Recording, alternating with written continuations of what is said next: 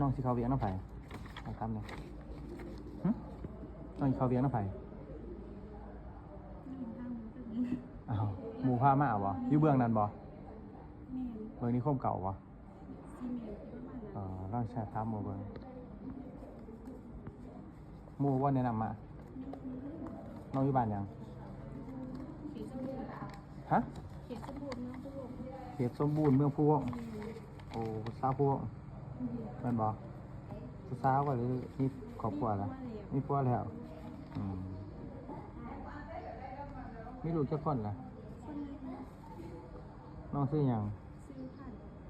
ชื่อพันโอ้บ่มีหูในสมนุครัวเนาะพันใช่ยาลาดเอาไว้เดียวกับอิหยังก็ส้มสายใช่ยาลาดพี่น้องกันบ่รู้จักกันอยู่บ่ล่ะบ่จักว่าบอลเขาเวียงบอลน้ำก้งกับบ่เคยไปสมัครบ่น้องให้ย่างสันติบ่ได้เฮ็ดหยังมีแต่เฮ็ดวันนี้ไผเชี่ยวลูกให้น้อง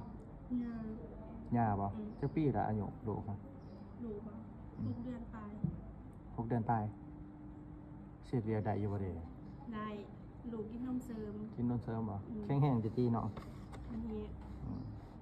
อยากเฮ็ดเวียงหยังสมัครเขานี่อยากเฮ็ดเวียงว่าสิทางหญ้าเฮ็ดเวียกทั่วไปเฮ็ดเวียงทั่วไปเนาะจักโลขนาดใดครับโทรหาเราบ่ได้น้อยก็ได้เป็นน้อยยังถามเราก็ได้เด้อสิว่ารู้จักผู้หน้าผู้ท้องเห็นใน TikTok เคยเห็นอยู่บ่นำมาจาก TikTok นี่ล่ะนี่แม่นบ่เห็นน้องคอมเมนต์เทื่อนึงแต่ว่าแม่นบ่คอมเมนต์ว่าเขายังหาโปรแล้วว่าขอเบอร์โทรดีนะ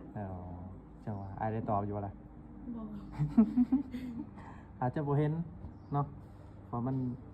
ไลน์คอมเมนต์มาไลน์นะครับก็บ่เห็น